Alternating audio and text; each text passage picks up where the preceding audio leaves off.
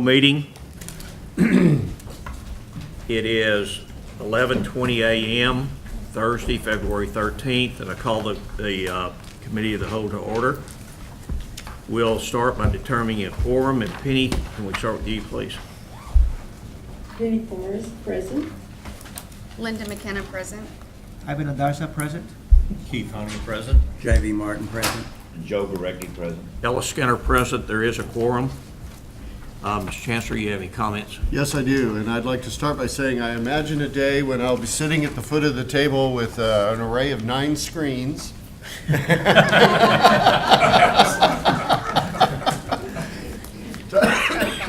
Talking to you all through that.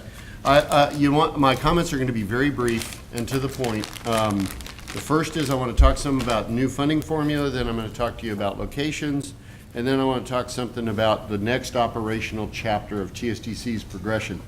The first thing on the new funding formula, Monday of this week, we had our final meeting for this season with the coordinating board. We had an array of TSDCers from across the system there, and we were fulfilling the mandate given to us by the legislature to continue to fine-tune and ensure that the funding formula was literally doing what the spirit of paying for return value does.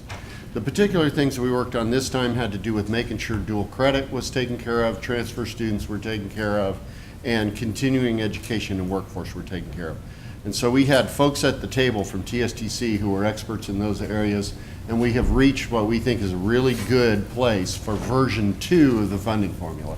That'll be submitted through the LBB to the legislature, and we expect that those tweaks will be accepted.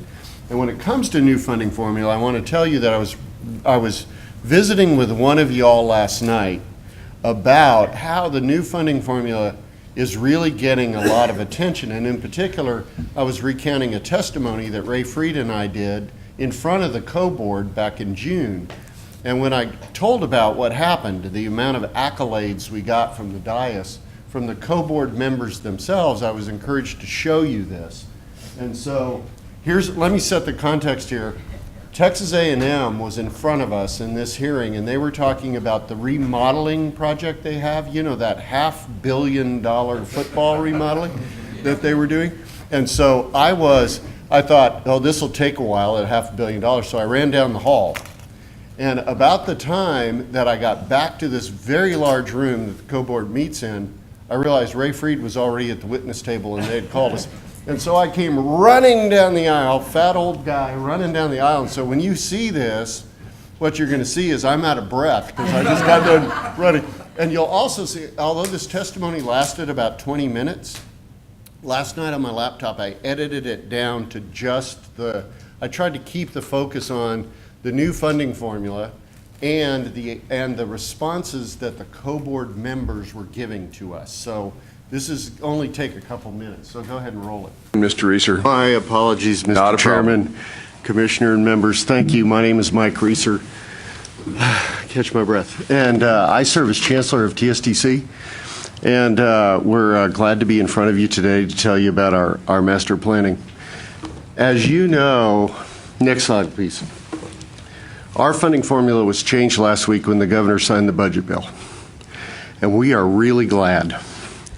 In your packet is a flow chart that shows you how it works.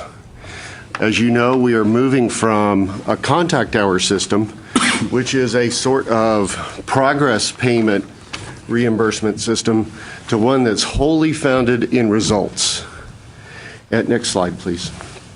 In particular, it means that TSTC won't be reimbursed by Texas until we put a student in a Texas job at a salary that exceeds minimum wage by a significant amount.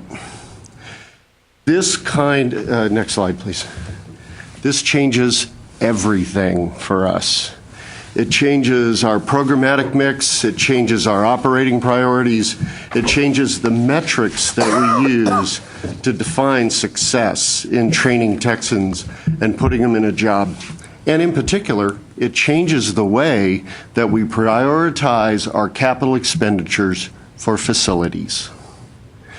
Indeed, one of the things we have been working on for the past couple years in collaboration with co-board staff and others, is the sort of predictive metric systems we're going to need to make good decisions in terms of our capital expenditures going forward. An example of that profound change is, under the contact hour system, often a success in a program was based on how many students were sitting in those seats. Under the new system, headcount is not the sole driver of our capital expenditure plan. Instead, the placement needs or the placement projections of those students in great industrial jobs in Texas, it becomes the overriding factor in deciding how to deploy the scarce resource of square footage toward the training that we do. A seemingly simple change, but actually one that has a profound impact on our operations. And so with that as a context, I'll turn over to Vice Chancellor Freed the presentation to give you kind of an overview on our 4 colleges and the planning they're doing. In particular, the change that's occurring out at our West Texas College, who is the first to redo their master plan in light of this change in prioritization for how we do business. Thank you. Good, very good presentation. I appreciate what you guys are doing, so thanks. Nice job. Raymond? Thank you. I just wanted to congratulate you, Chancellor, and commend you for your embrace of innovation and your embrace of new funding models for higher education.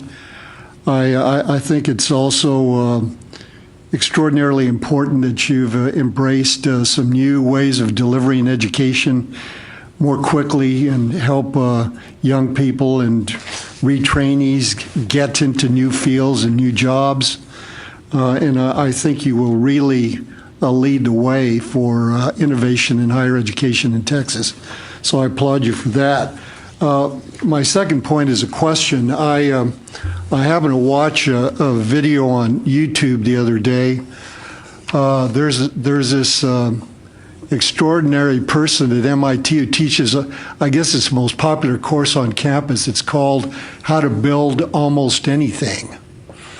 And the video was about how he and others are working on new technologies, 3D printing and so forth, that will completely revolutionize the way we do advanced manufacturing in this country.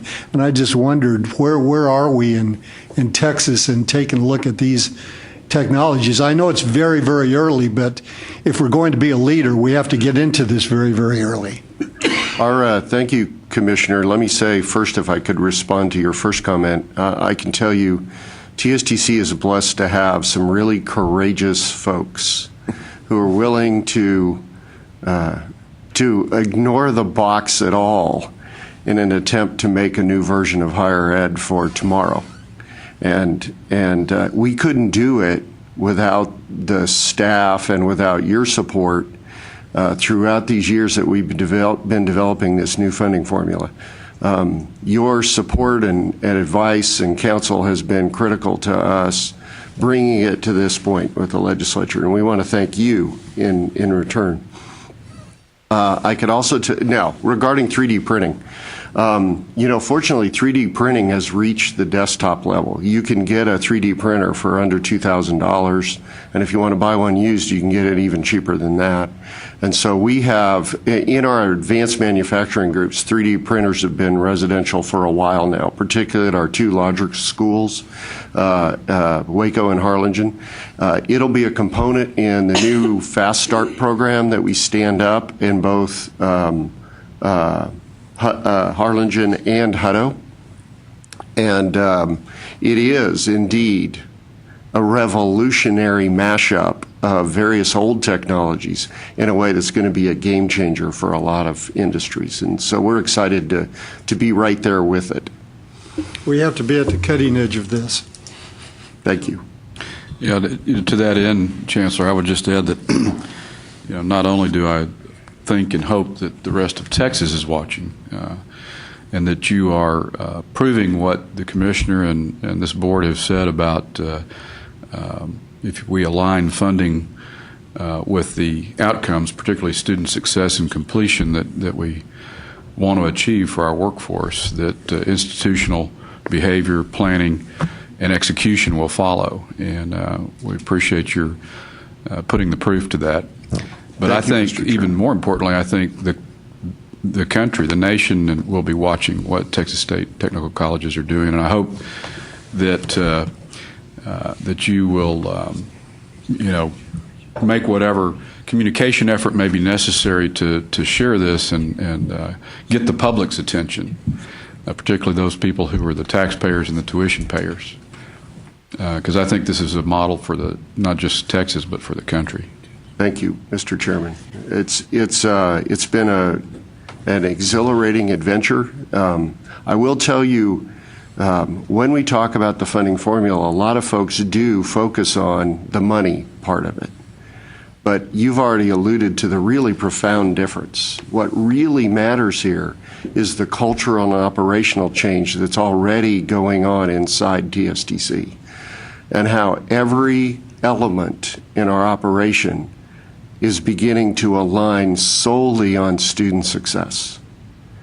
Because that's where the money comes from, is when the students realize their intended goal.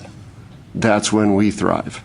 And so the best interest of all the stakeholders, Texas, the taxpayers, the institution, and the students, are now fulfilled in the one single action of student success. And so we're excited to be there. And I'll also tell you, now that the session's over and it's a done deal, the phone has started ringing and the press is interested. So we'll be, on your behalf and ours, we'll be telling the story. That's great news. I want to make Dennis? a comment. I applaud you guys. I've never seen anything like this in the 30-something years I've been involved in higher education. I've never seen a situation where someone is as innovative and creative as you all have been, and taking the initiative yourselves and not having to be drugged and pushed and shoved to try to reinvent the culture of higher education. Y'all got a lot of folks that are going to be watching, and my guess is that if you will be successful, my guess is that this will be an example for many others to follow, and you'll have a lot of parents that are not going to hesitate to send their kids to your institutions because they know they're going to be successful. They know they're going to get out and get good jobs. And there's so many of our kids now that are in four-year institutions that are graduating with baccalaureate degrees that are job searching for years after they get out and having to go back and be retrained in areas where they can get jobs. So, I just, these two guys have already said just about all I can say, but, well, I'm pulling for you. I want y'all to be as successful. I want y'all to lead, and y'all obviously are. I don't know how you did it. It takes a lot of courage to, everything's pretty much established and set up to maintain status quo. And you guys, I guarantee you, are going against status quo in every way I can imagine. And to get that many people on board and pulling all together in a direction that's going to totally reinvent, if y'all are successful, can really make a tremendous impact on higher education in Texas as well as the rest of this country. You guys have to succeed. You have to. Well, thank you, Dr. Golden.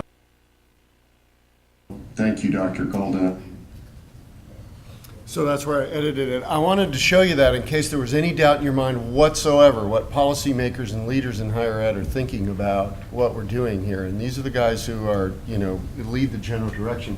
The young lady that I pointed to over here on the left, when they started talking about jobs and how bachelor's degrees aren't a guarantee of a good job, and she started nodding, that is the student member of the co-board. She's an undergrad student from Texas A&M. And so she was sitting here going like this, you're right, it doesn't automatically mean a job. And so someone of that age should really know. So it was JV who had suggested, hey, if there's some good stuff being said by the co-board, let's see it. And so I thought, I hope you don't mind my indulging that right there. And so the final thing is, I wanted you to know that management has launched, in response to the fact that our new funding formula is now in place, the next chapter of operational focus. And what you will hear us talking about in the months and years to come is a three-legged milking stool of foci, if you will, that have to do with competency-based learning, badges and other portable credentialing and portfolioing process, and program mix and vitality. In other words, are we fielding the right mix and depths of technical programs to ensure that we're meeting the industry needs in terms of workplace? And although those sound simple, they're really a big deal, and that'll be our three-legged milking stool going forward. So that concludes my comments. Okay. Thank Any you, questions? Mike. At this time, we'll recess to the committee meetings, and the first committee meeting will be the student learning. Linda McKenna. Thank you, Mr. Chairman. The Student Learning Committee will come to order at this time. Not exactly. It's 11:40. All members are present. Joe Hearn is absent. Otherwise, myself is present. Penny Forrest is present. I want to just reiterate again the importance of, I think, of the work groups that we're having in the mornings. That's been really helpful to me to spend time with the presidents and to talk about the reports and to just get some actual feedback from the field. And as a region, I find that very valuable. I hope we continue that process because I enjoy it. I think that we all have it's a good face-to-face dialogue that we don't often get with our presidents and our out in the field with our students. So thank you for that time. We have 3-minute orders, and I think Dr. Stuckley is going to discuss those for us. I will do so. Good morning, Regents. There are 3 consent minute orders. The first one is for the approval of an Associate of Applied Science degree in Applied Engineering High Voltage Electrical at all Texas State Technical Colleges. This one will actually be implemented and put into place at the new location that the Chancellor mentioned in Red Oak. There's a great demand in that area. If they've researched the data, looked at it, and decided this is a program that not only has been successful in Waco, but in that particular area, business and industry understands now there are many students that want to go get an education and stay at home, stay close to where they grew up in. And this is an opportunity for TSTC to get in that market. When you look at the starting salaries of $45,000 per year and growing to $60,000 with 2 years experience, that is a great return on investment.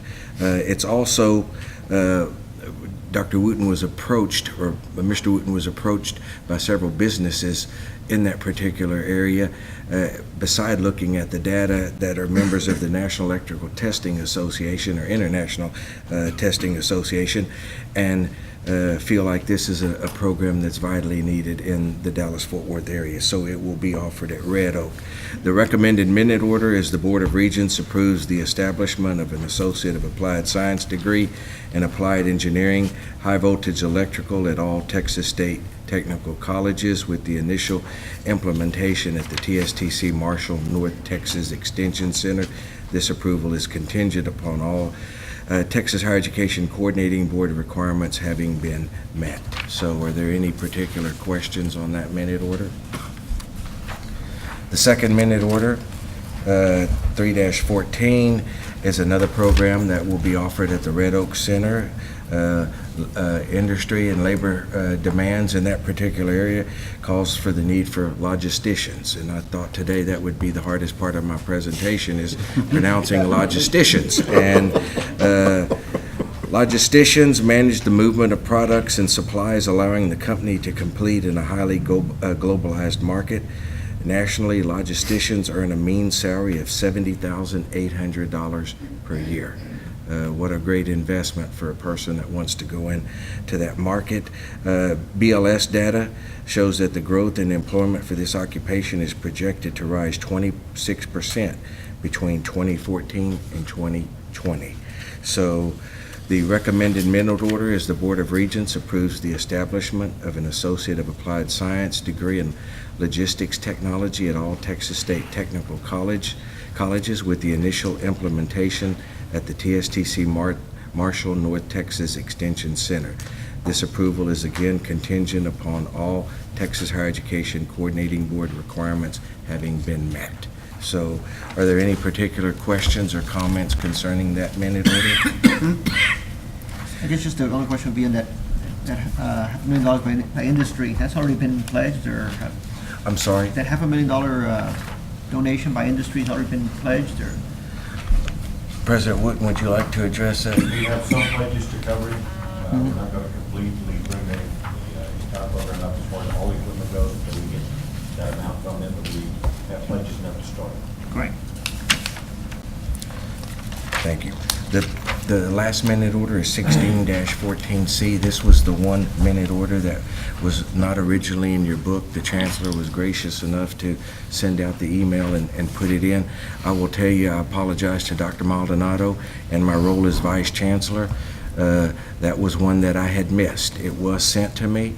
And looking back through my records, I did find it, so I do appreciate Chancellor putting that back in, and the members of the region going ahead and taking it, because it is very important to the reaffirmation of the Harlingen College. And so they're right in headed for their reaffirmation 10 years, and SAC's rules state that you have to go through and constantly review your mission and make any adjustments as necessary. It's part of Comprehensive Standard 3.1.1 under institutional mission, which states that the mission statement is periodically reviewed and updated and approved by the governing board. So when you look at the changes, there's just a couple of minor changes.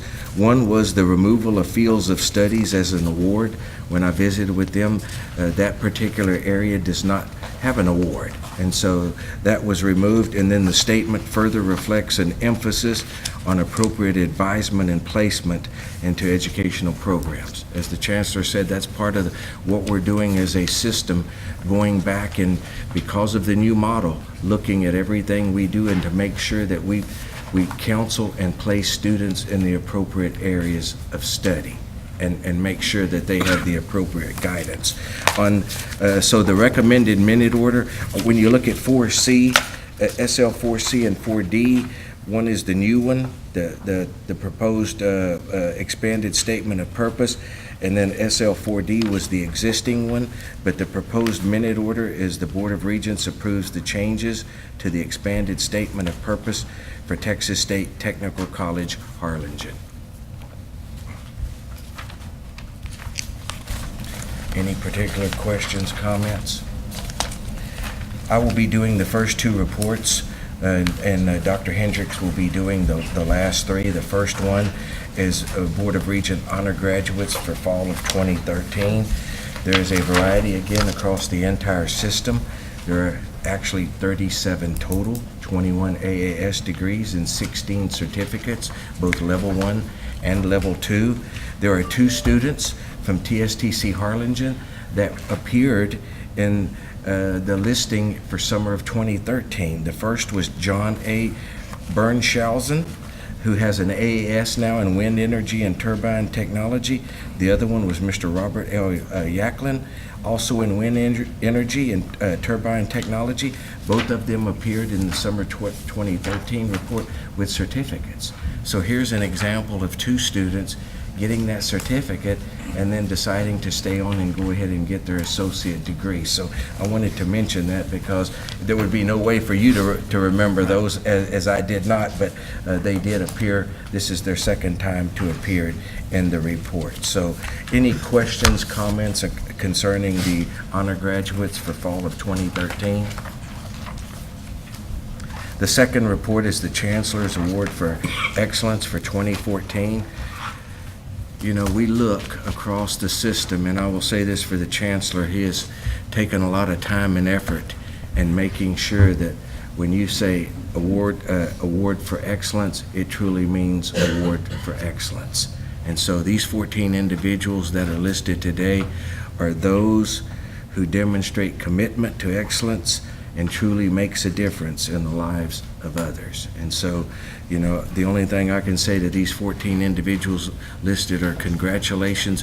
You are the very, very best that TSTC has. So I want to personally say congratulations to those. I know the Chancellor has put, as I said, time and effort, not only recognizing these at NYSOD with the Excellence Award, but having breakfasts at each location to honor those winners for this year and for winners in the past, to let all of our employees know what this award really means. It is a true excellence award. So having stated that, are there any particular questions or comments concerning the Excellence Award winners? If not, I will turn it over to Dr. Hendricks for the last 3 reports. Good morning, Regents. I'm pleased to be with you in my new role here as Vice Chancellor for Business Intelligence to present some initial information to you as part of the student learning section of the meeting here. And so if you look at page SL13, you'll see information displayed concerning the semester credit demographics of students for fall of 2013. Demographics were on the list of data to be displayed for you, and so we have a display here on page SL13, and I'll just cover a few high points about that information. For instance, of the total head count, over half, 51%, are full-time students. Also, 51% have an intent to earn an associate degree. With respect to gender, we still are 60% male and 40% female students. And also, I'll call your attention to the fact that 97% of the students, you'll see on the right-hand side, are Texas residents. So that's a pretty high bar on that one. And as far as special populations are concerned, a few of those have popped out at me that would be of interest. The percent of economically disadvantaged students, meaning they're eligible for financial aid, is 64%. So that's a pretty high number. Almost 2/3 of our students have a financial need in order to be able to continue their education. Also, about 28% are academically disadvantaged, and about 2% are single parents. Can you define when you say academically disadvantaged? What do you put in this category? They would need to be assisted with basics in order to be college ready. Okay. Like remedial math. Yes. And if you look at the next page, you'll see actually all the numbers and the percents. And just to comment a little bit further, if you look at the one labeled intent, you'll see we have 51% there for the associate degree, which I'd mentioned. 20% have an intent to earn a certificate, and 20% also have an intent to earn credit for transfer. And if you add all that up, you'll see 91% of our students have a pretty clear idea of what they want to do. And I think that's really important. On age of students, you'll see we have a large number of students still in the 18 to 24-year-old age group, and with some less than 18 would be typically dual credit students, and 18% in the 25 to 34 age group. So most of our students are fairly young. We still have an average age of around 23 actually, for fall 13. Are there any comments or questions on any of that information? Just in terms of change, Gary, I mean, where do you see, are there any significant trends or shifts or changes? Yes, well, for instance, on ethnicity, we are becoming higher in terms of the percent of students who are Hispanic, and the percent that are black, it's fairly steady at this point. And the percent of white students is smaller than it used to be as a percentage. So that's a fairly significant shift as we move forward with changing demographics in the state of Texas. New from high school and new from other colleges, those numbers are pretty typical. The full-time and the part-time shift there, we actually used to be higher in our full-time than 51%. And then there was a period of time where more students were part-time. Now it's shifted back up a little, and I believe some of that has to do with the changes we've made in our dual credit programs, because those students all show up as part-time. With respect to the academically disadvantaged and the economically disadvantaged, the numbers have always been in the roughly 65% for economically disadvantaged. That's holding really pretty steady.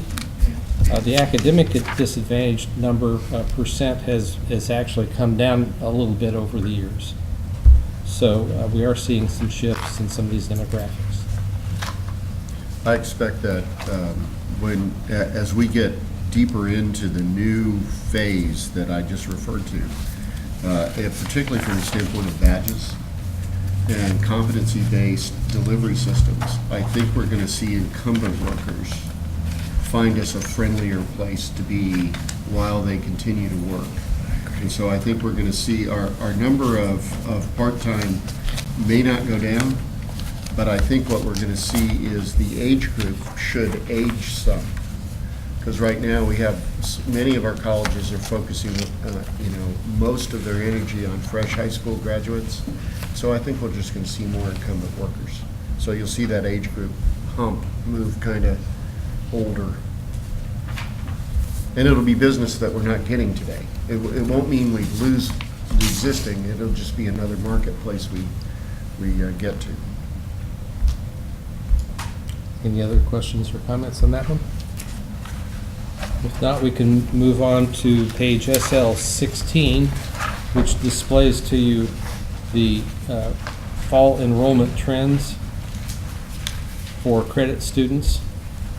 And this is the same data that the coordinating board has for us that does include what we call flex entry students who began in a prior semester and continued their courses into the fall of 2013. So they're counted in the total enrollment here. In the last 3 years, now you'll see quite a bit of change with respect to individual colleges.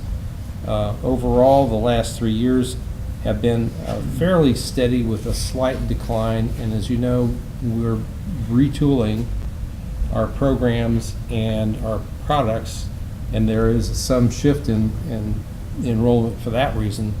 But of course, the biggest enrollment we ever had was in the fall of 2009 during the recession, and we knew that that was not a sustainable level. It was clearly beyond normal.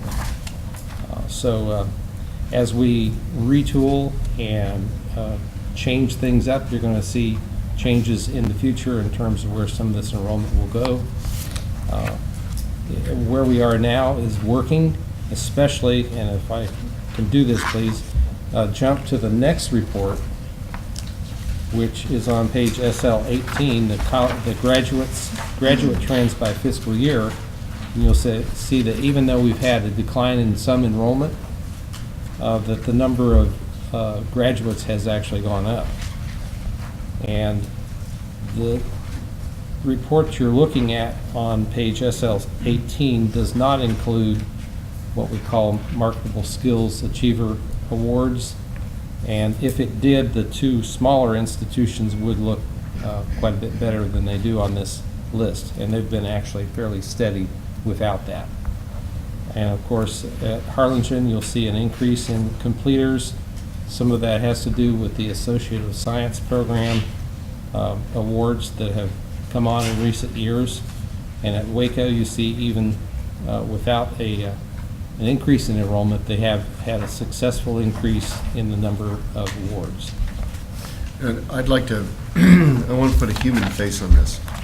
If you look at the green line on these two charts, you'll see what Waco has done. Their headcount has gone down significantly.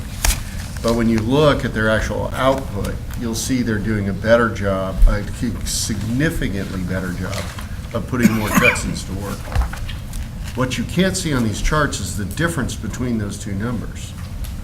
When Waco had, say 5,000 or 6,000 students, but they were only getting less than 20% of them out into the workplace, the rest of those people were non-completers, and we have no idea whether they got any benefit from what they did with us. And so as the completers drive up and enrollment goes down, the untold story, the rest of the story is, and the dropouts are going down. We are converting them to graduates at an increasing number. And that is a big deal, given that many of our students use financial aid to pay for their college. And if we aren't getting them through and out into the job, then paying that loan back is significantly harder. And so I think there's a real success story in these trends.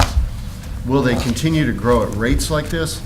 Probably not. We'll converge there into an equilibrium, but you compare these numbers with other colleges and where we've been in the past, and this is a phenomenal refocus. The kind of thing I was talking to the co-board about is, our operations are focused on getting students successful. So I'm really proud of these charts, and I love the way they start with a chart that might be alarming to conventional colleges until you get to the second page.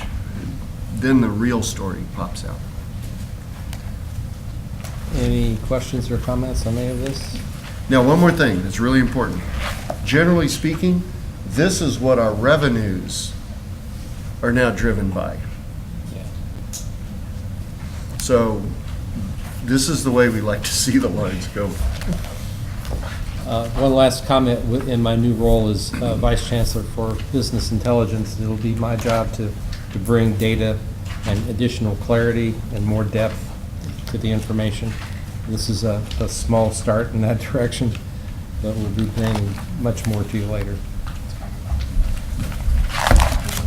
Thank you, Linda. Why don't we take a break now? I understand lunch is ready downstairs, and we'll reconvene here at 12:40.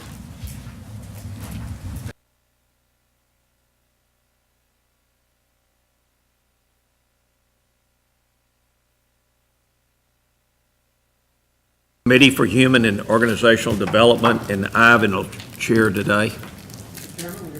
Call to order the Human and Organizational Development Committee. The time is 12:39. Jonathan, I think you're going to lead this. Yes, sir. There's one consent minute order, which is rescission of minute orders 0414C, and then there'll be one additional report. On HOD 1, there's the minute order requesting your approval of the rescission of two previous minute orders. Last year at this time, the board approved a minute order related to civil rights protections. Within that and the related standards, we have standards and processes for preventing and responding to both sexual harassment and racial discrimination. And so the previous policy statements that we had relating to those two items were superseded, and we require that those be rescinded. So we ask your approval of that. Next report. And Let me yes, sir. let me say something, if I could, really quick. For the new Regents, our minute orders reside on our website under the system section, as I recall. And in the event that when we send your board material out, you ever want to refer to any of these other minute orders, they can be easily found there on the website, and even downloaded as PDFs if you want to see them. So anytime a minute order is referenced, that's the place to go to see the rest of the info. Thanks for that. The report that's in your file or on your book on HOD 3 is the report on state appropriated employees. This is a compliance report that we bring back to the board every quarter, and this shouldn't be mistaken for the number of our entire workforce. This is what is allocated through appropriated funds. So, for instance, if 50% of my salary was paid through appropriated funds, I would show up on this report as a 0.5 FTE. We are allotted a certain FTE level by college, in our appropriation, and we compare that quarterly against the appropriation cap. We can report this quarter that we have, we are within the cap technically. We are allowed to exceed the cap up to 10% of the appropriation. So at TSTC Harlingen, we did exceed that, though in this current appropriation bill that we're operating under, it's actually less than the previous appropriation, and we do anticipate submitting a letter to the Legislative Budget Board to increase that number. They do anticipate having some additional increases to their FTE allotment this next quarter. So I'd be glad to field any questions on this. There was an additional request in our Fiscal Affairs Working Group meeting this morning that they had asked for some additional information related to our workforce numbers system-wide, and looking at that over time, just evaluating what the trend is. So we'll come back to this committee with additional information on that. Mr. Chairman, that being all the business before this committee, we'll stand adjourned at 12:43. Okay, thank you, sir. Next committee is Facilities Committee, and Keith Honey will chair that today. Thank you, Mr. Chairman. I'd like to call the Facility Committee to order at 12:43. Members present are myself and Penny Forrest. We did meet this morning and had a very productive meeting, and Ray Freed will give us an update. Ray? Good afternoon. We're bringing 4 minute orders to the board, the major project summary report, and a progress report on the TSTC North Texas Industrial Technology Center. If you turn to page F1, this first minute order is from Harlingen, minute order 5-14. This is for the acceptance of the renovation of Building 20 PM, Phase 1. This engineering center is substantially complete and open for class on January the 13th, 2014. The TSTC Harlingen administration recommends acceptance of this project. If you look at page F2, you'll see a map of the campus where the building PM is located. And then there's some really nice photos of the project on F3, F4, and F5. It's really a nice looking facility. We recommend the Board of Regents authorizes the approval of this minute order as written. Are there any questions? If not, we'll move to page F6. This minute order is also from Harlingen, minute order number 6-14. This minute order is to approve the project scope and final budget for the renovation of Building 20 SS. The project concept was approved by the board for this project under the old approval process. And if you recall, that was about a 7-step process, and we passed a minute order and an SOS that reduced that to about a 3 approval process. By approving this minute order, it will put this project on track with that new approval process. The scope of this project is to provide classrooms, laboratories, and offices to expand nursing programs and to add capacity for future healthcare programs. The budget is $1.6 million. If you look at page F7, you'll see again a map of the campus. Building SS is up in the on the west side of Loop 499, the northwest corner of the campus. The Harlingen administration recommends the Board of Regents approves. This minute order is written. Are there any questions? Next minute order is found on page F8. This minute order is also from Harlingen, number 7-14. This minute order is to increase the final scope and budget for the renovation of Building 200D. By minute order 44-13, the Board of Regents approved the budget of $1,600,000. The board must approve any increase in budget greater than 10%.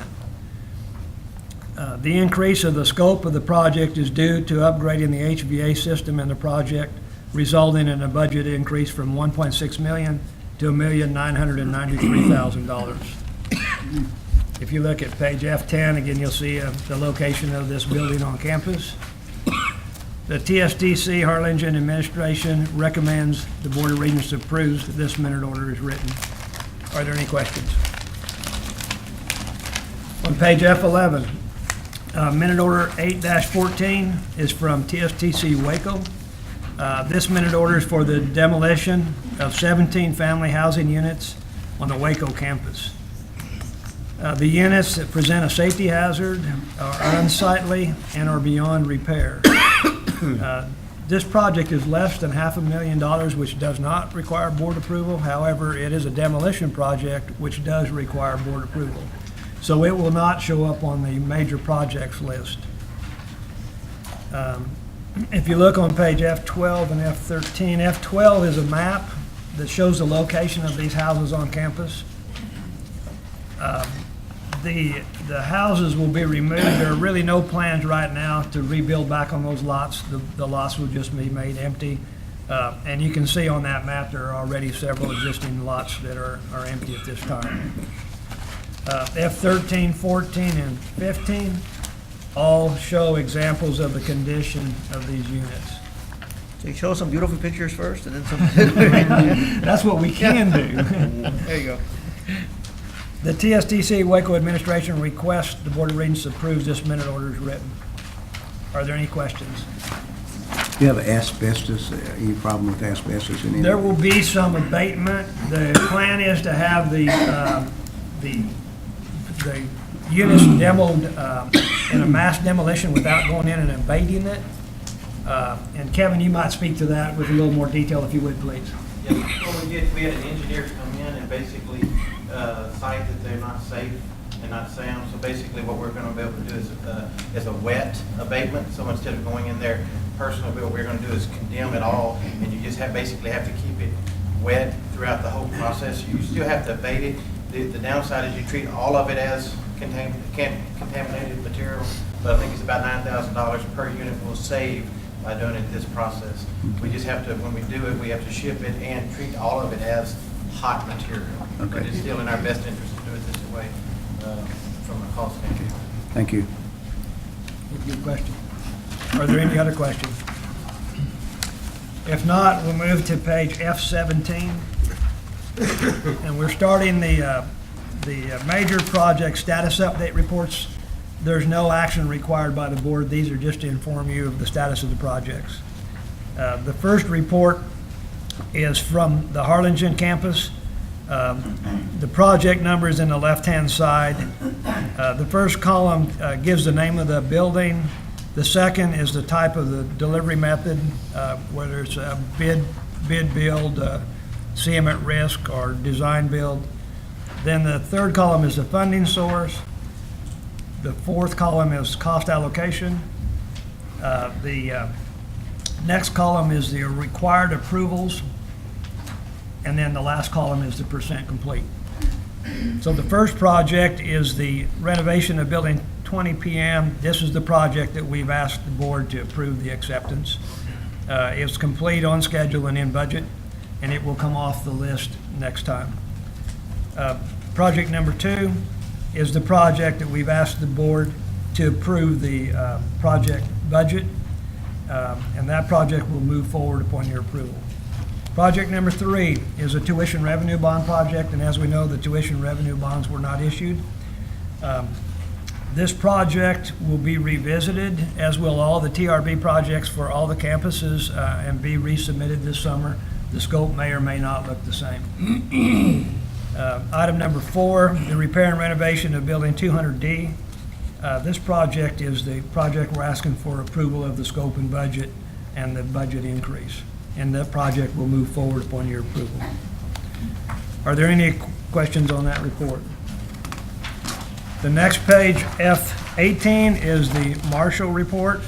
This lists the Red Oak, North Texas project as a tuition revenue bond project, and of course we didn't receive the funding on that.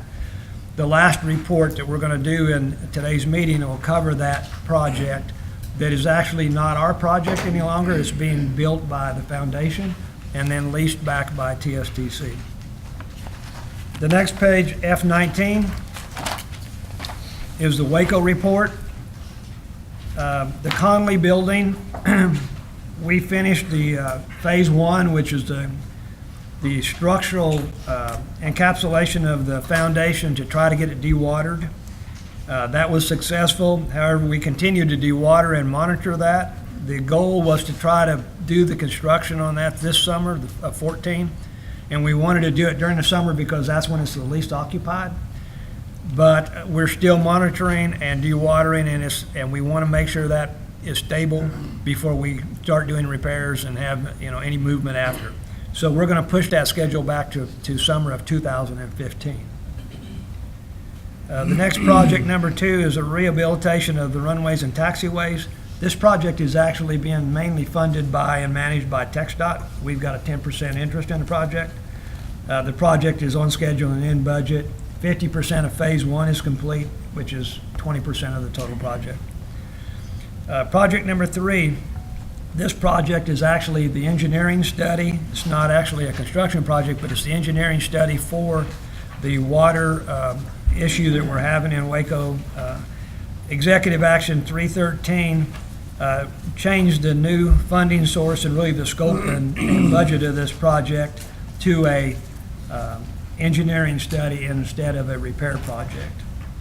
The RFQ is out for responses from qualified engineers. I believe they received 5 responses and shortlisted to 3 and plan to have interviews next week. And again, that project takes no approval. That's just a status update. Are there any questions about the major projects list? If not, if you'll turn to page F21. As I said, the Industrial Technology Center at Red Oak has become a foundation project that will be leased back to us, but we do want to give the board an update at every meeting on the progress of that project.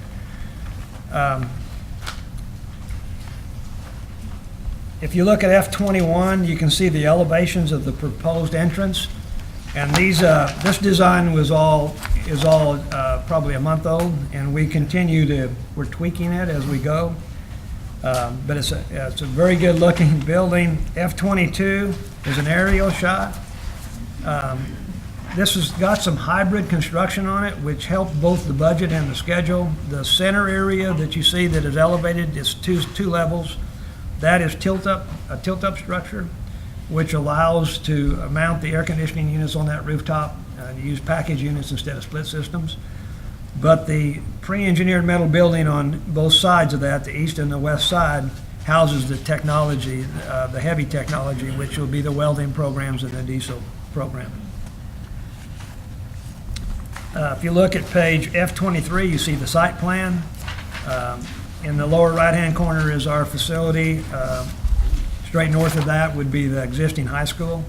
The entrance is on Lawrence Street and the parking to the north of the building is all included in this project. F24 is a early edition of the floor plan. The layout here shows 9 classrooms, welding, industrial maintenance, 2 machine areas, high voltage logistics, and diesel technology. And then F25 is the second floor of this building. The schedule is we're going to open in the fall of 2014.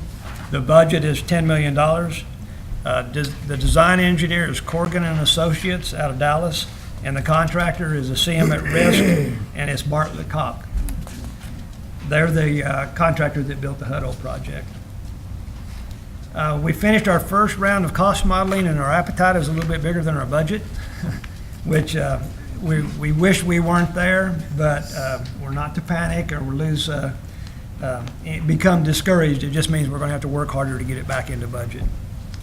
The site work is underway, and Kevin Dorton has volunteered to be Vanna for us today. And because we're fast-tracking this project, we've actually had to start on the site work and be ready for the concrete if we're going to open in August. So that site, they've worked every day, no matter what the weather has been, and they've got that site ready now for drilled piers. So they're progressing and doing a great job there. What's your schedule? That's good. Are there any questions about this project? He didn't turn any letters. He doesn't know the game. Not about. Are there any questions? That concludes our report. Okay, if there are no further questions, I will adjourn the Facilities Committee meeting at 12:57. Okay, thank you, Keith. The next committee is Committee for Fiscal Affairs, J.B. Martin, Chair. Mr. Chairman, the Fiscal Affairs Committee will come to order at this time, which will be about 3 minutes till 1 o'clock p.m. We have two of our members present, and Regent and Darza and I met with Jonathan this morning, went over the minute orders, which are all on the consent agenda, and the reports, and for the majority of them, they were all fairly routine, but we'll let Jonathan discuss those. Okay. On FA1, we have minute order 0914C. It requests board approval of a transfer of funds. Appropriation transfers in support of overall budgets are generally submitted at the August Board of Regents meeting. In this instance, we have an additional request where we've had some, we had an initial strategy, and the realities have caused us to shift some funds around. Specific to the partnership strategy, the system administration is allotted funds for our partnership strategies, and we typically use that as a pass-through to the colleges. At the beginning of the year, that was all of it was allotted to the West Texas College for anticipated partnership activity out there. As different partnerships sort of developed faster than others, we determined that it'd be appropriate to move that from West Texas to Waco. So that's part of this. The other part is an exchange of fund sources between Waco and system administration. It'll provide both of us flexibility for the different initiatives that are going on. So it's an exchange of fund sources between plant funds and what we call Fund 237 unappropriated surplus. Recommended minute order asks for approval of those specific transfers on FA2. On FA3, we have minute order 10-14C. This minute order requests board approval of our updated signature authority. We've had organizational changes across the system, myself included. Kyle Smith is serving as interim president at West Texas, and we've had our vice president here in Harlingen moved on to Paris Junior College, and so we've got an interim vice president here as well. So we needed to adjust our signature authority list to reflect those changes. I'd like to point something out to you, if I could. You know, Gary Hendricks has been with the TSTC for close to 27 years. And I've been here almost 15. I can't think of a time when Gary wasn't a signer on our primary accounts. And in his new role as Vice Chancellor of Intelligence, there's no need for him to be there, although intelligence managing our money is an important thing. But it's a kind of a bittersweet notion to see his name with a line through it there, given that he's been kind of our rock for so many years in terms of steadiness and reliability. So Gary, you've been such a wonderful person for us, and I see great things in what you're going to go to in the future, but this has kind of caught me off guard it finally hit me to see your name not on there. Don't leave. Thank you. Just for your comments. Okay, on FA6, we have minute order 1114C. Annually, we provide our list of emoluments for approval. These are components of our compensation package made available to certain employees. Specifically, the most recent changes reflect changing roles and new positions when we announced a new management structure last fall. So there's been some revisions with our Vice Chancellor and President roles. So we submit this to the board for approval. On FA8, minute order 1214C, This is the schedule of tuition and fees effective for the fall of 14. There's just a couple minor changes to the tuition fee schedule. The first thing I want to remark is that there are not tuition increases in this specific schedule. We are eliminating a couple of line items with respect to students 55 years of age and older.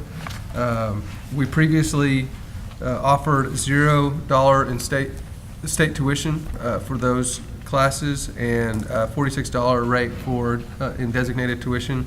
That was appropriate and mutually beneficial under the contact hour funding formula.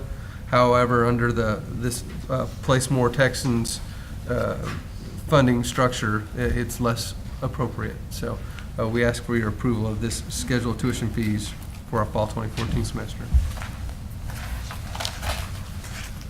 On page FA13, we have our schedule of tuition fee exemptions and waivers. And it's minute order 13-14C. We have one change that relates to a provision contained in our land donation agreement between Red Oak ISD and TSDC. This was the donation agreement that was submitted to our executive committee in December, and it contained a provision for discounted tuition for the Red Oak ISD students that are in dual credit classes. So line 5 on the schedule on FA14 indicates that specific provision. There are no other changes to the fee exemption and waiver schedule. Okay, FA15 contains minute order 14-14C. This is submitted from the Waco College specifically. It's a schedule of student and family housing rental rates, service charges, and deposits effective for the fall 2014 semester. TSDC Waco is the only college submitting a change or recommending a change. The change is to increase rates in their family housing by $10 per month, which is reflected on the tables on FA17 and FA18 in the last column. Specifically, the need for the tuition, the housing rate increase has to do with the maintenance and upkeep with those family housing units. Y'all saw the pictures in the facilities meeting of what happens when we are unable to maintain those on a consistent basis. So they have a plan for getting more and more of those into service. They've got initiatives like developing the capacity for doing some of our own procedures on the abatement process to reduce the cost of some of those renovation projects. Some interesting information back in 2012, they were able to place 25 additional units into service, but that decreased to 1 last year. That just with the increasing cost, this is going to help them move that faster. So the minute order asks that you approve the schedule of student and family housing rental rates, service charges, and deposits effective for the fall 2014 semester.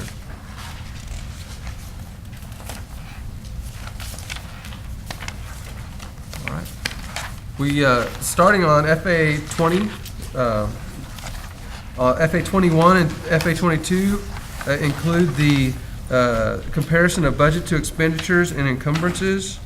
The FA21 is a graphical illustration in the spreadsheets on FA22. It illustrates the level of spending relative to budget. Taking a look at it, it appears we are on track with our budget outlays in previous years. And I'm looking at the last column, column G on FA22. You can see generally we are about 70%. We have 70% of our budget remaining, which is on course with this time of year.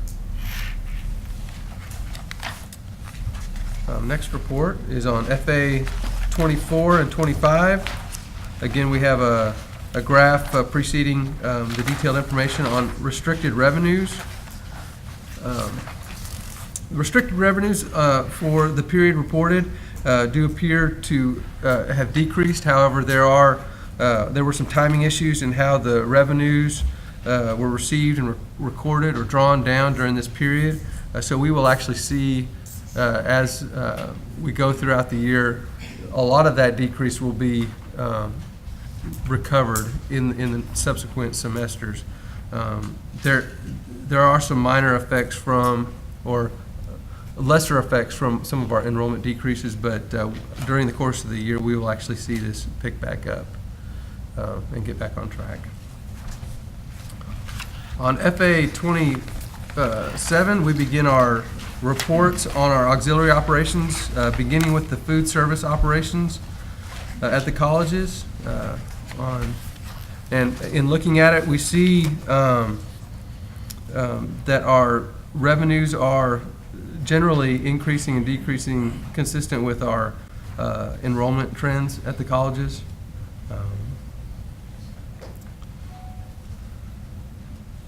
So, glad to take any questions on those.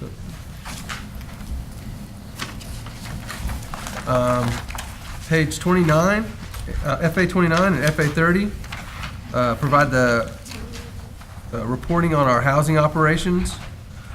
You can see that we have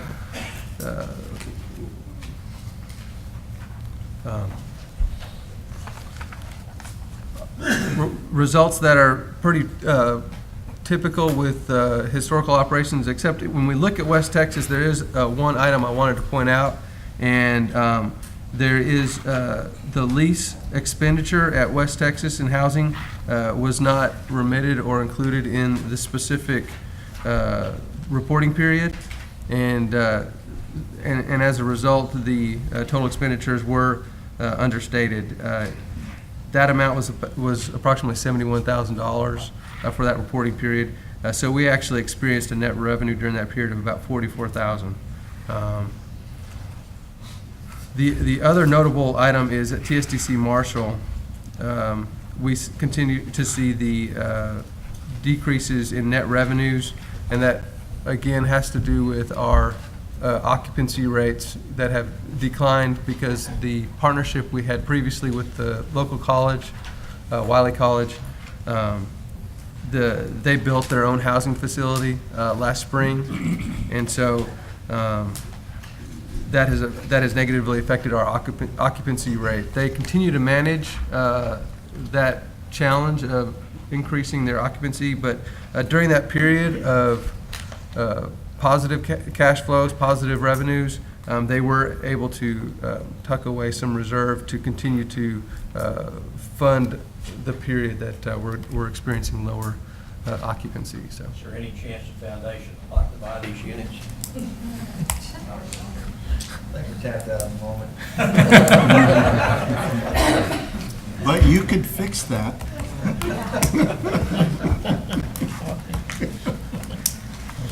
Next report's on bookstore operations on FA 31 and FA 32. Wait, before you move on. Yes, sir. On this housing one on FA 30, I want to call your attention specifically to what Jonathan talked about. If you look at line 32, column I, there is an amount that should be somewhere in the $65,000 range, give or take, that should be listed on these statements. And through an error that survived through numerous levels of checking, that error persevered into your board report. At the front of your board report is a letter that I signed that says, these are correct. And so I wanted to apologize to you for the fact that we gave you info that is clearly wrong. We'll follow up and give you a follow-up report electronically that shows you what the correct numbers are. And I want you to know we will redouble our effort to make sure that when we communicate to you like this, we have communicated with the exact truth. And I'm very sorry for what happened. Jonathan brought it up to us right away in committee, and we were aware of it. But thank you. I echo that we will investigate and fix any deficiencies in our process. FA 31 and 32 has the bookstore operation results, and we are typically seeing what we expect to see with these bookstore operations.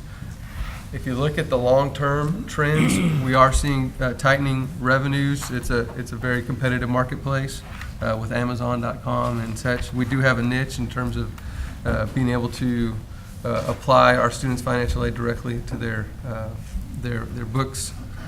But we do see tightening margins across the board. Probably see a tighter margins at Harlingen as they've been trying to liquidate some slower moving material at their store. But it's generally what we expect to see across the board.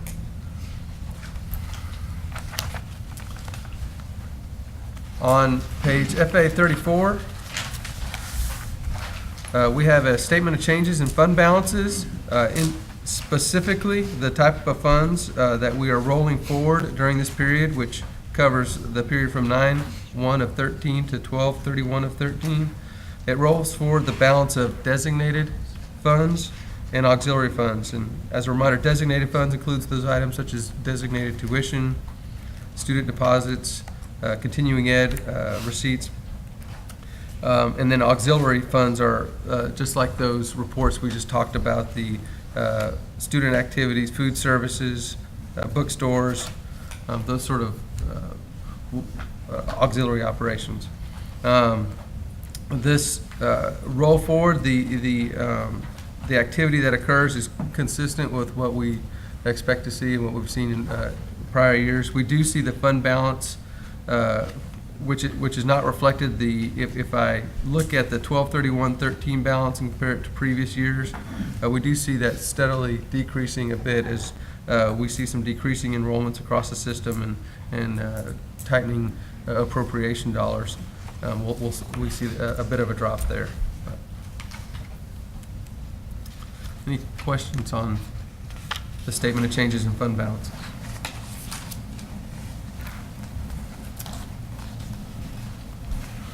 Page FA 36 illustrates our collateralization of our portfolio. We can report at this meeting that all of our holdings were sufficiently collateralized.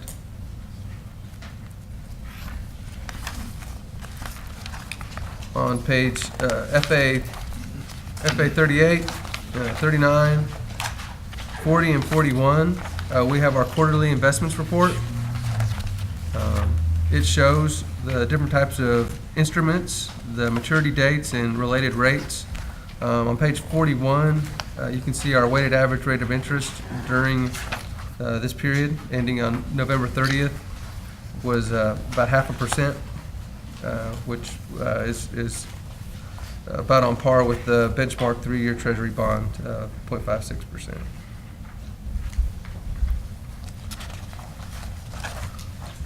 Page FA 43 and 44 demonstrate remaining balances of proceeds related to past bond issuances.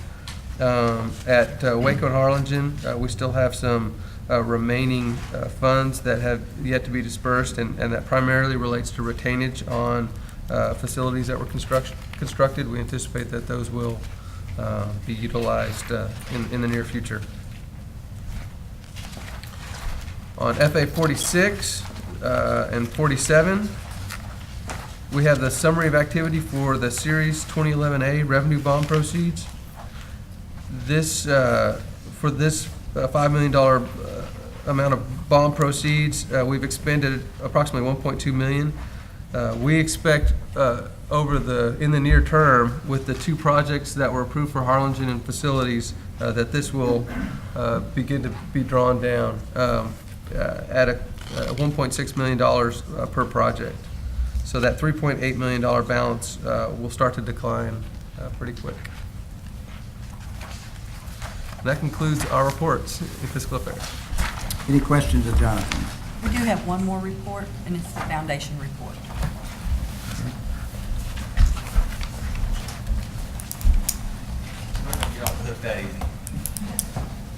going to kill with John. Okay, guys, hold on to your checkbooks. Well, there's good news and there's good news, and I'll share them both with you in a minute. I was going to kid Jonathan a little bit that finally at a Regents presentation, I got to follow someone other than Gail. But understanding the degree of detail and accuracy that goes into this job, I'm not sure that was any easier. I mean, I grew up with throwing 3 balls, you can still get somebody out. Well, Jonathan, welcome aboard. Gail, welcome to the fun table over here. I'm going to kind of pick up where my last presentation ended. I'm going to try to make it as brief as I can make something, which is challenging sometimes. It'll be an update on the building of our culture of philanthropy, which was charged to me about 6 months ago. It seems a little longer than that now. It's a little deja vu. Elton was here with me a few weeks back. The foundation actually met in this room. I gave a very similar update. I want to thank all the folks in Harlingen for another round of hospitality, and Amy and Dr. Maldonado and all those. Had a great presentation at that point. And I also want to offer thanks on behalf of the foundation board. Virgil Moore is our foundation board president. He would be here. He's a little tied up and a little under the weather like most of us here, so he wanted me to give thanks on his behalf as well as the rest of the foundation board. Building the culture of philanthropy. I want to begin by where I actually ended, was talking about the strength of volunteer leadership and the power of leading by example. I submitted a call to action to this very board at the end of our last session to help build an internal campaign up that we could then use to create some hype and build momentum and launch the marketing and fundraising campaigns which will follow building the infrastructure this fall and next spring coordinated with the 50th celebration. I'm happy to report, and this is part of the good news, is that on behalf of the board, the individual members in cash and pledges and intentions to give, we've gathered about $218,000.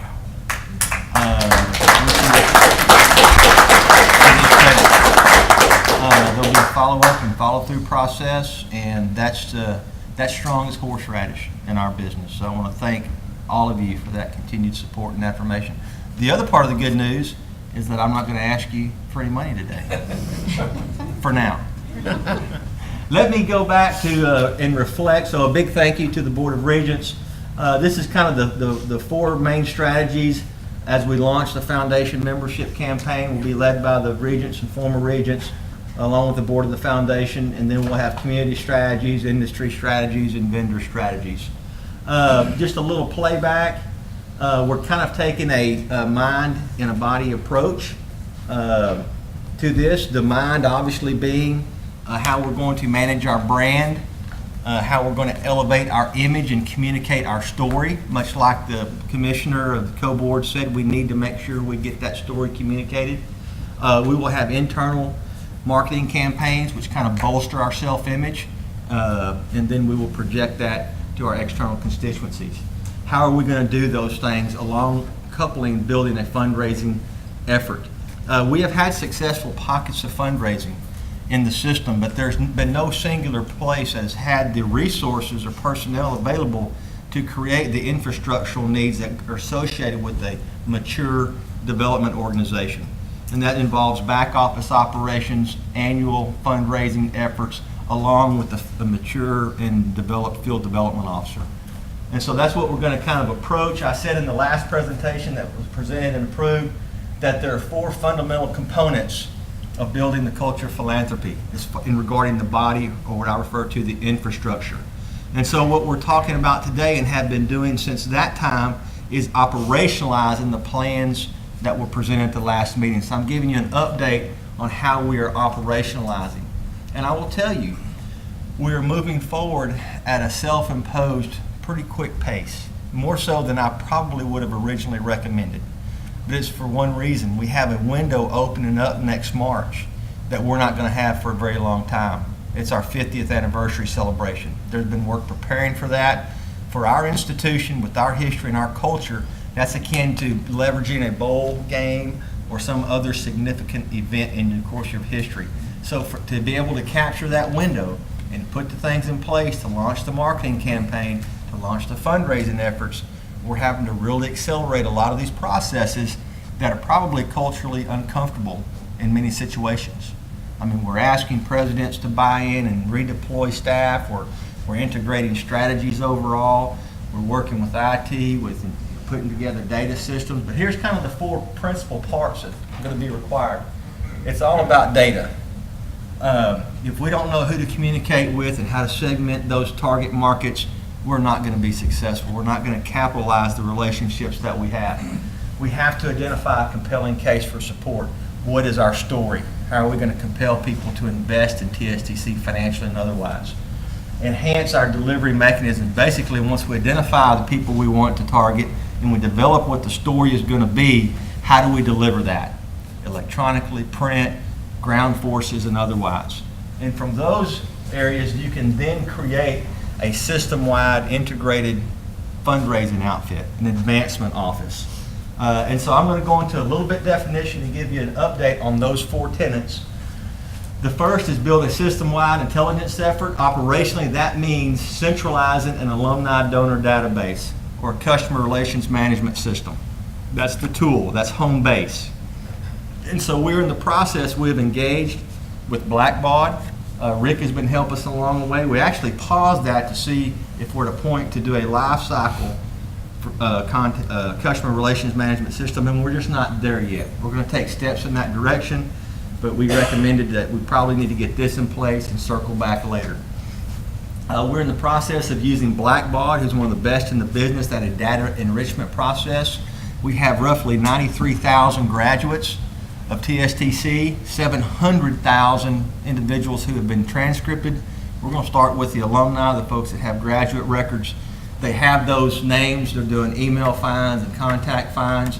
Once we get that back, it'll probably melt to about 60 to 70,000, but that's a very rich, manageable number to launch this effort.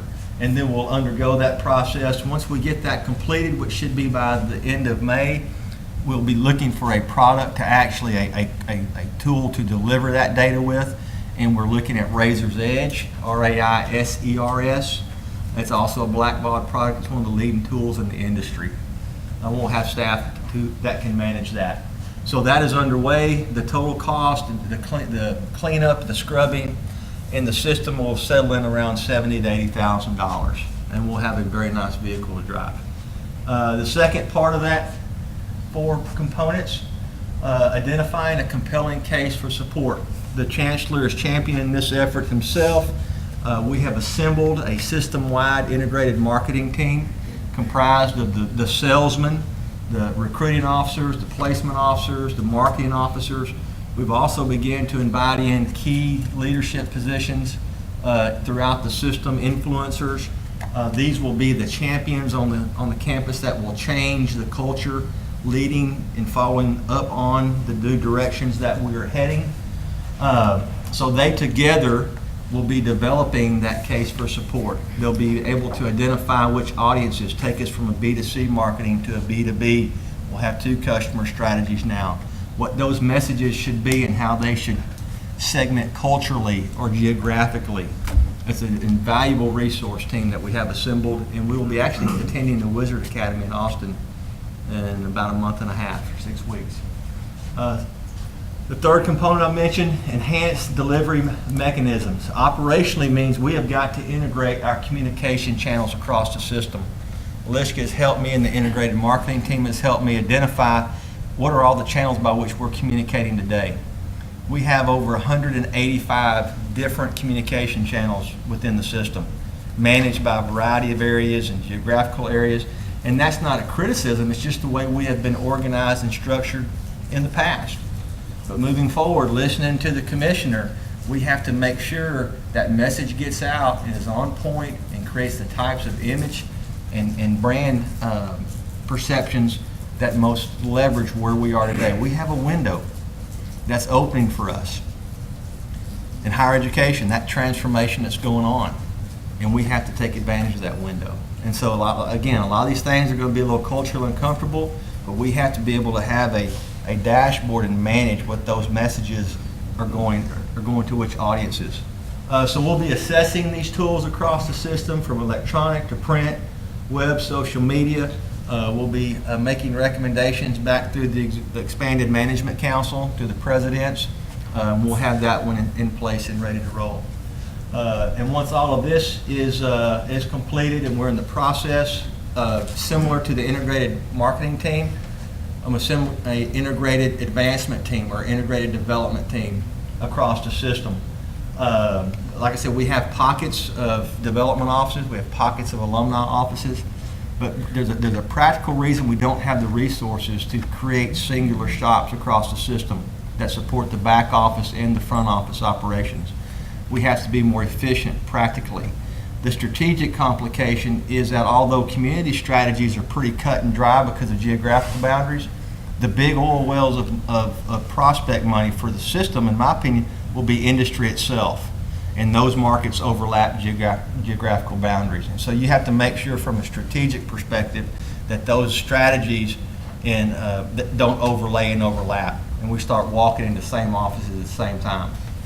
All of these will be critical components of Gail's efforts as she builds up our corporate relations division and we start to elevate the relationships that we have with industry into their upper management offices.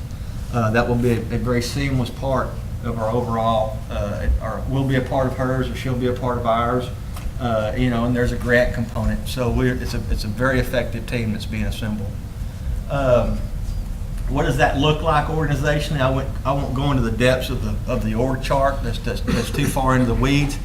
But the point I want to impress is that where before the foundation had 2 employees to try to benefit the system, as of today, and we still have conversations going on with the various presidents about who would like to assemble their people officially into the organization or who would like to serve as representatives. We'll go from 2 employees to 14 as of the end of this month. So we're assembling the back office, which will be our membership solicitation, annual giving, creating an alumni network organization to serve the graduates with career extension services. We will have the event management office that we can deploy to high-level events involving elected officials, regents, certain levels of donors. The gift processing, we will be extending off into Jonathan's area, actually tracking the money. Our job will be tracking the donors and those relationships. Auxiliary enterprises will create office services to alumni and industry, and then of course our database management. And then the left side is the field development operations. Eventually we will want to get to a position where we have foundation officers in our major metropolitan and locations where we have campuses. But I'd also like to have them eventually, that one for the Division of Engineering, one for the Division of, and based upon the divisional affiliations throughout the system. But this is a pretty good first swipe. Because of the efforts and support of the presidents and the chancellor, we've actually went from 2 to 14 employees with only 2 new positions. So there's been a really redeployment of assets with similar skills across the system.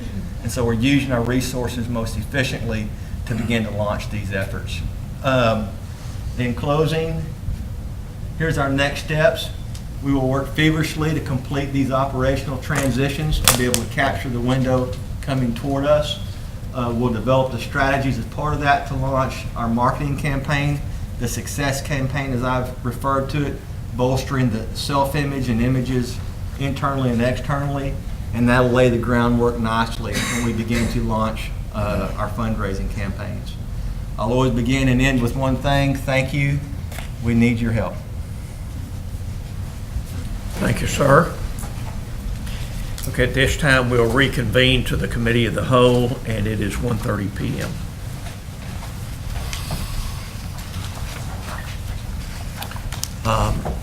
Mr. Chancellor, this minute order 1514C, resolution of appreciation for Gene Seaman. Yes, sir. Do you want to comment or read that? I would be glad to read it if you'd like me to, sure. As you know, Mr. Seaman was on our Board of Regents for 6 years. He is from the Corpus Christi area and recently rolled off this summer. He was someone who's extremely passionate about technical ed, has been his entire career, was a valuable member of our Board of Regents. And so we offer this resolution of appreciation for you to consider and hopefully approve. Whereas Gene Seaman served with distinction and dedication as a member of the Texas State Technical College Board of Regents from 2008 through 2013, and whereas Gene Seaman gave unsparingly of his time, energy, knowledge, and skills as a member of the TSTC Board of Regents, member of the Executive Committee, chair of the Fiscal Affairs Committee, member of the Facilities Committee, Human and Organizational Development Committee, and Audit Committee. And whereas Gene Seaman was instrumental in the creation of the renewable energy programs at Naval Station Ingleside, and also in the renovation, improvement, and construction of buildings at the colleges, including the TSTC Harlingen Cultural Arts Center and Workforce Learning Center, the TSTC Waco Aerospace Center, Airport Terminal Building, and Air Traffic Control Tower, Student Services Center, Golf Course and Landscape Management Facility, Family Housing Units, and Culinary Arts Center, the TSTC West Texas Allied Health Facility, and modernization and renovation of TSTC West Texas, Brownwood, Breckenridge, and Abilene, and the acceptance of land and buildings to expand the offerings of TSTC in Marshall. And whereas Gene Seaman served on the TSTC Board of Regents at moments in history when TSTC furthered its leadership role in the state by offering Associates of Science degrees and expanded technical training by offering programs including digital signage, solar technology, air traffic control, high-performance computing, lineman and engineering technology, physical therapy assistant, thus helping to ensure a skilled workforce for global economy. When the Harlingen and West Texas College presidents were named, the 9th Chancellor and CEO was appointed, strategic system reorganization took place, and when a value-added funding formula was approved by the Texas legislature. And whereas Gene Seaman modeled TSTC's value of innovation by authorizing major energy reduction performance measures and the purchase of a wind turbine at the TSTC West Texas.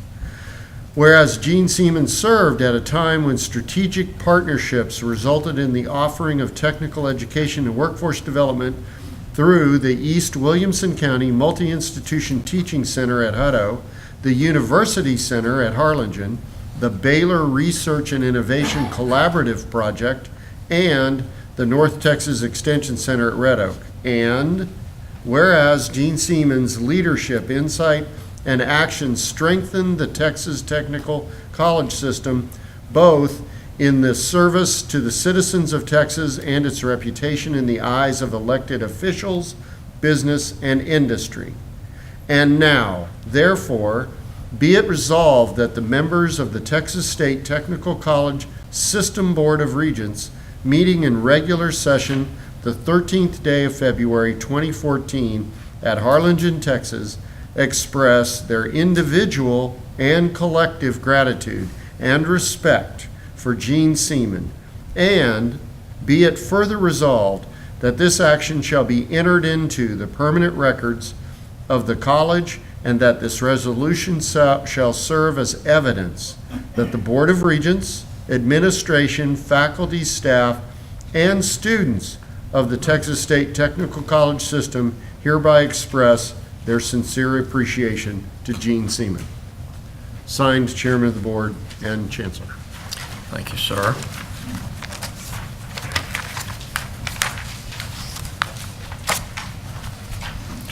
Our bylaws indicate that a report be given at the next meeting should an executive committee meeting be held. One was held on December 9, 2013. Two items were presented regarding the TSTC North Campus. First, being the acceptance of the land donation, and two, the lease of an 8-acre tract of land in Ellis County from TSTC System to the TSTC Foundation.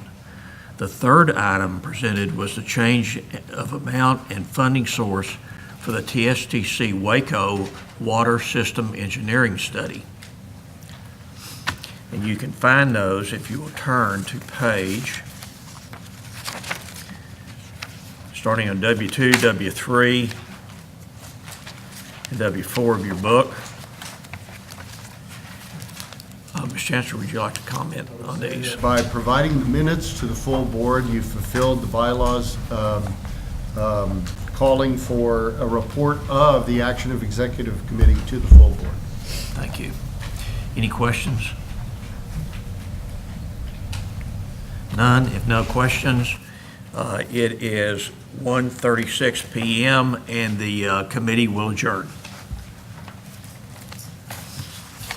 Why don't we take about a 5-minute break and go into the board meeting.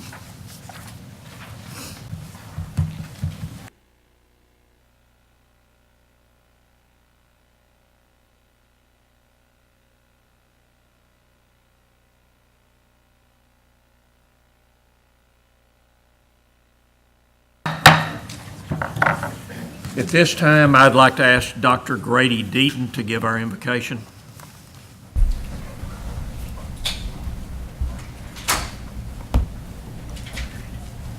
Certainly, thank you, sir. Let's bow our heads for the invocation, please. Heavenly Father, as this group strives to make the decisions required to lead this institution, please guide them and those who support them. Give our leadership wisdom that their decisions may be the very best for our institution. Give our staff understanding as they try to help and guide our students. Give our faculty patience so that they can continue to strive in a labor of love that is sometimes a thankless task. And most of all, give our students the joy of learning while they're here and success when they leave. We ask all these things in your Son's name. Amen. Amen. Thank you, Dr. Deaton. The meeting of the Texas State Technical College Board of Regents is called to order this Thursday, February 13th, 2014 at 1:45 p.m. And we will have a determination of the quorum, beginning with Ivan. Ivan Nelson present. Keith Honey, present. Jarvie Martin, present. Joe Gurecki, present. Ella Skinner, present. Jenny Forrest, present. There you go. Thank you. We have a quorum. Alicia Smith will introduce our guest. Yes, good afternoon. It's always my pleasure as the facilitator of TSTC's Leadership Institute to welcome members of the Leadership Institute as they attend the board meeting as part of their annual curriculum. We're in our 4th year of the TSTC Leadership Institute, and as part of our beliefs that leaders are at all levels at TSTC and deserve to be invested upon for their growth and leadership for the betterment of themselves and TSTC. It's my pleasure to introduce to you Amy Lynch, who is the Director of Institutional Advancement here at TSTC Harlingen.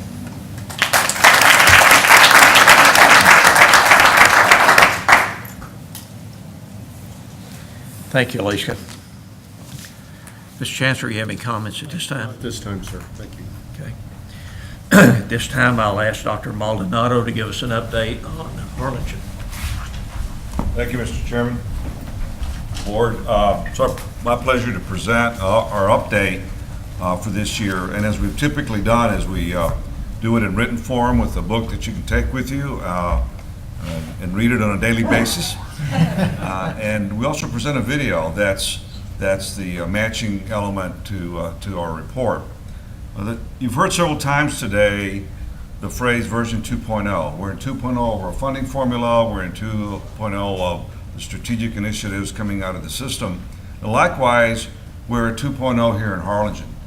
As you'll hear me comment in the video, kind of wrapped up the initial initiatives that we put together when I arrived, which is what I refer to as my entrance plan.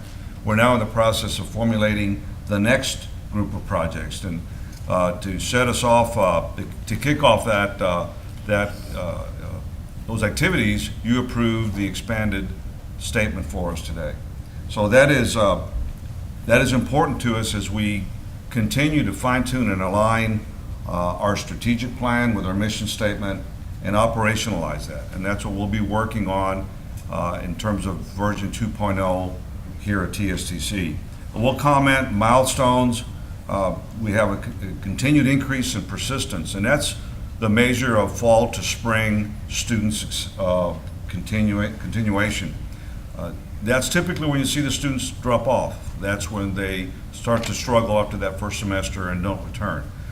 So we're seeing that persistence rate go up. We're up to 75%, which is up a few points over the last couple of years.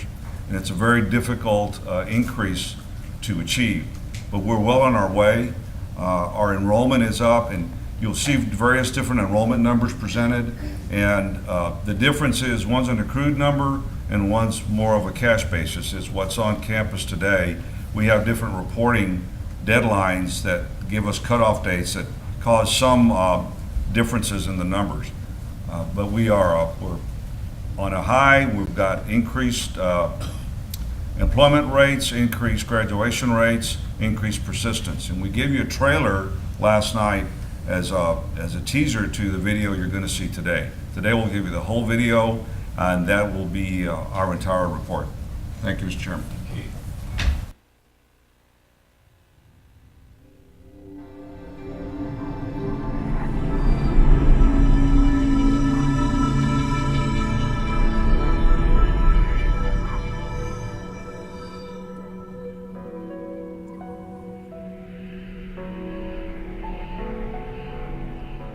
In our 5th year, we achieved the implementation of a lot of the planning and the hard work that we did when I first got here, all the way from competency-based learning to the opening of the Challenger Center.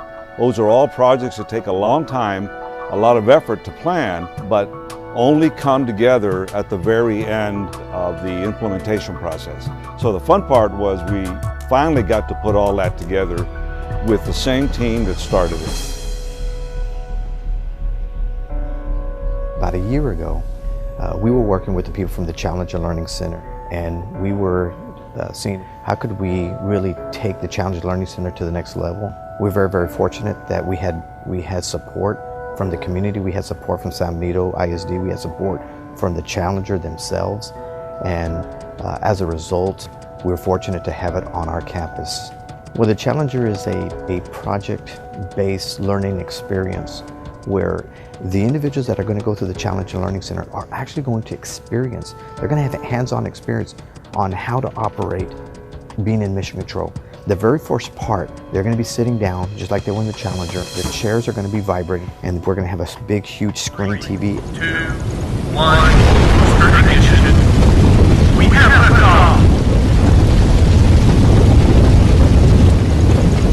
One of the reasons why it's exciting that the Challenger is on our campus is because we want to let everybody know that learning can be fun, that there's rhyme and reason to why we offer math courses, science courses, technology courses, engineering courses, and Challenger is just one of many great things that TSC is doing in the innovation, the creativity, and the motivation of our community. TSTC is proud to be a host institution for this center because it's our hope that generations of American heroes will start right here.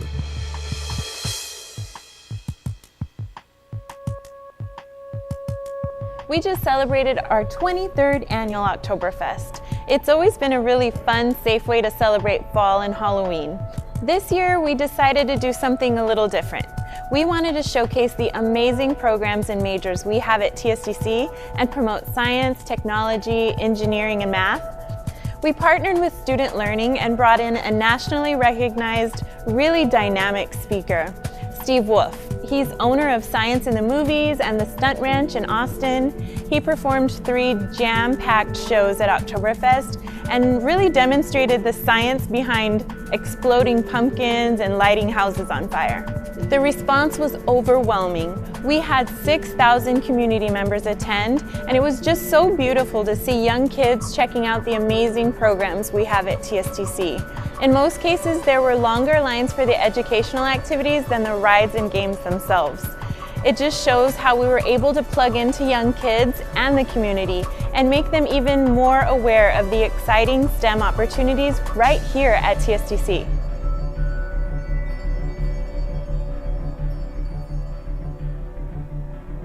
Competency-based education is a big shift for us at TSTC in that it takes the focus of the educational environment out of just existing in the classroom and really focuses on how the students master skills.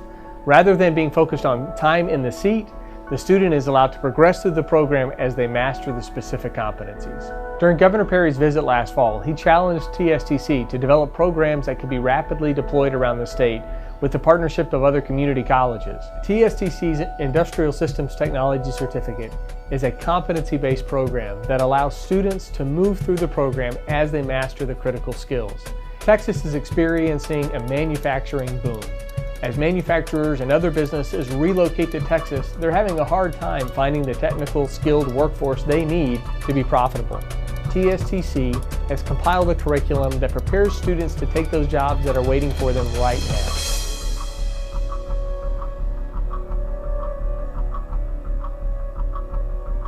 Gen Tech's Day is about celebrating our students, especially those graduating seniors. So what we did this year at TSTC, we invited the entire community to come and join us in celebrating the higher education in Generation Texas for the day. We invited our local colleges and universities, the school districts. We invited business partners in joining us for that day. We encouraged everyone to wear their favorite college t-shirt. Throughout the event, we had giveaways, door prizes, live music, food. We did a live show through the local TV station. We also had students sign pledge cards that they're going to go to college. And at the end, we had a big group photo in the shape of the state of Texas.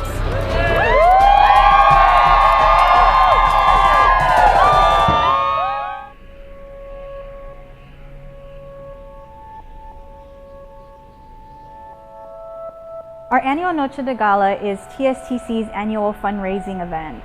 And it's not only an opportunity for the community and our local businesses and corporations to come together and raise money for our students, it's also a chance for them to celebrate a person in our community who has made an impact either on TSTC, education, or industry. This year we selected Jo Ray Wagner. Jo was chosen because she has been such an advocate for TSTC. In fact, she was a member of the Harlingen 100 Committee, which established the University Center on campus. This year's gala was very successful, thanks to our community members and to our local businesses who sponsored tables. We were able to raise over $80,000 in scholarship money. That coupled with the Lozano Long Foundation Promise Grant, we brought in more than $180,000 for student scholarships this year. To those recipients of the scholarships, you should be extremely proud of yourself. You have achieved something that's your dream, and that's what we're here for, is to make those dreams come true for others.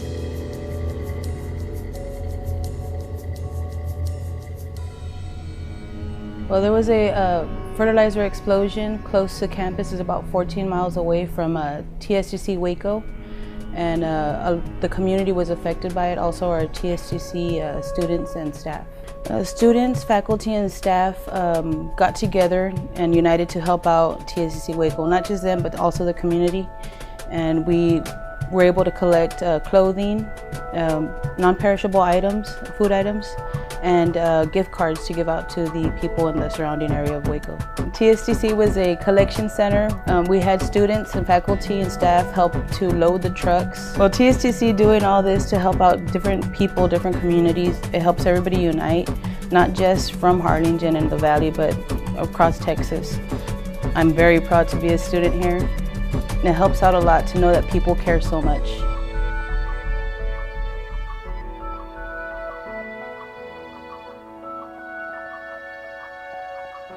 There's many things that are going on in our college that are inspirational to me. The culmination of what we do is through the graduation of our students. The team that we have has worked very hard to get that number up. From 2008 to today, the increase is approaching 70%. Those are huge numbers for us. The continual increase in graduation rate shows that our processes and our strategies are working. Our enrollment is up. So the fact that both numbers are going up means that we're doing the right thing and we are at the right place at the right time. Our community needs us, our students need us. We're making a tremendous difference as we see industry growing all around us and coming to us for assistance in helping them be successful.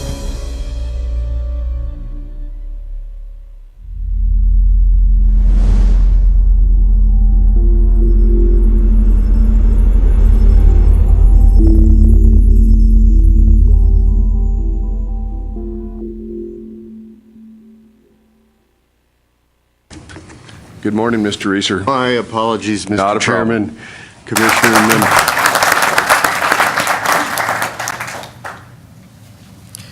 Thank you, Caesar. Any questions? If not, thank you for the time. Thank you. Thank you.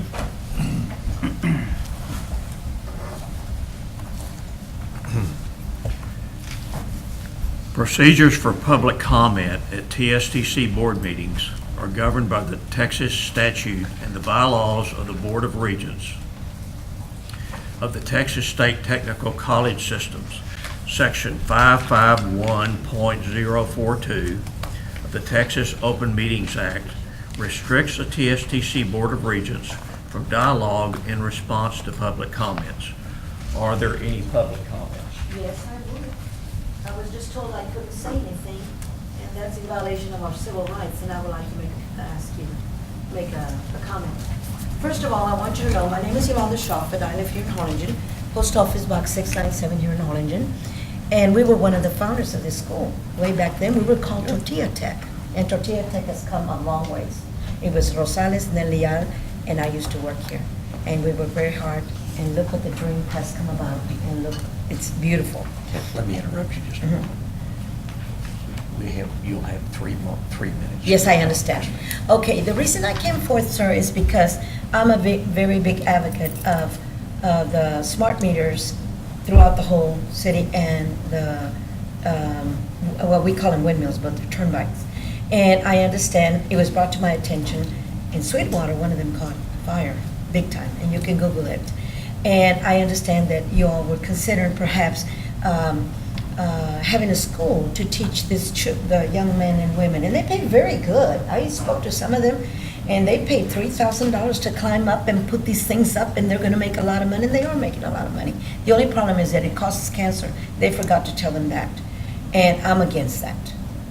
That's why I came and I wanted to speak, because I'm against that. And then the third one is, if the EDC building across the street, if one of the attorneys here, which is Brenda Hall, is a EDC attorney, is that legal? It's on state grounds. I don't think that's legal. I don't know. I thank you very much. Yes, thank you.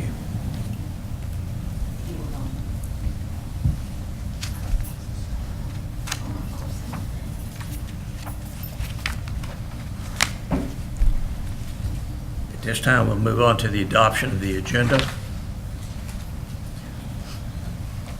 If there are no further amendments to the agenda, is there a motion to adopt the agenda? So moved. I'll second. Motion by JV, seconded by Joe. Any discussion? All in favor? Aye. Motion carries. We'd like approval of the minutes of November 6, 2013. I'll entertain a motion to approve those minutes. So moved. So moved. Motion by Ivan. Second. Second by Penny. All in favor? Aye. Motion carries. Next item is the approval of the minutes of the Executive Committee meeting of December 9, 2013. Do I hear a motion to approve? Move to approve. Motion by Keith. Do I hear a second? Second. Second by JV. Any discussion? All in favor? Aye. Motion carries.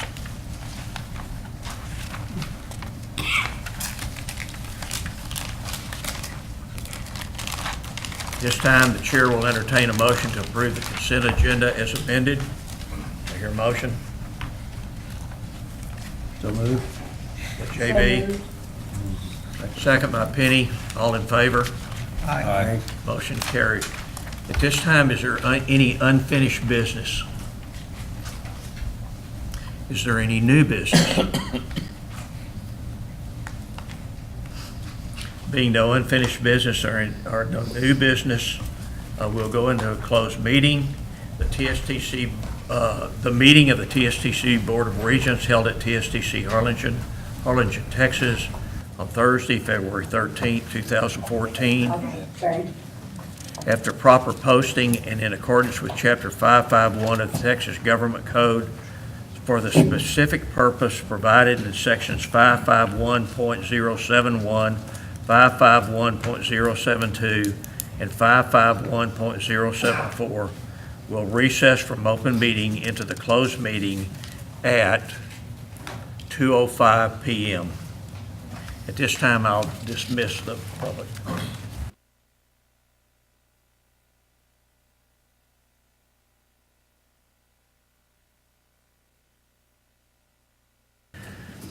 Closed meeting will adjourn and the board will reconvene into open meeting at 3:03 p.m.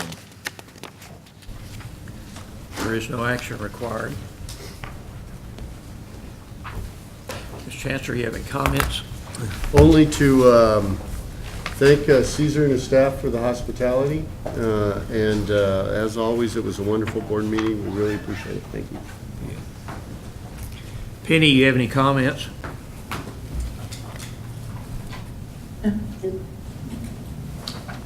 Ivan, you have comments? I do. Things are changing at TSTC. We're growing. It's been a while since we are in a growth position. So I want to make sure that kind of you can take a look at, where we are organizationally. Are we prepared for this growth? Or what do we need to do to get prepared for this growth? Financially, organizationally?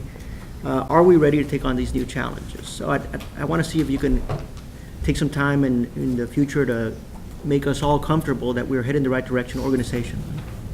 Okay. You'd like a report back?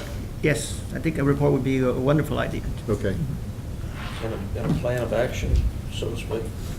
Well, yes, something that we're comfortable that we are ready for this growth. So a report, a plan of action of structurally how you see us, if we can go forward, or what do we need to go forward. I can do that. It's nearly done.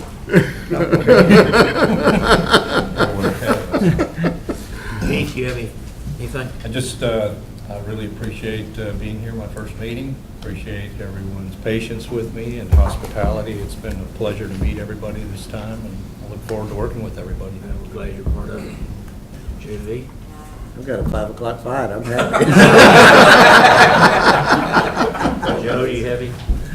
No, none other than say thank you to all of the staff and all of you presidents. I'm going into my second term. I've been in it for about a year and a half, but each meeting seems to get more enjoyable and more challenging, the challenges that we have before us, and I'm just proud to be associated with this organization. It says it all. Thank you.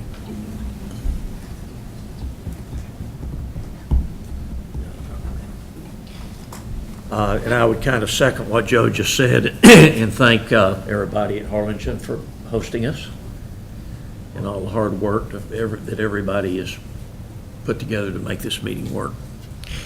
Is there any further new business? The meeting of the Texas State Technical College Board of Regents is adjourned. The next Board of Regents meeting is scheduled for May 8th, 2014 in Waco.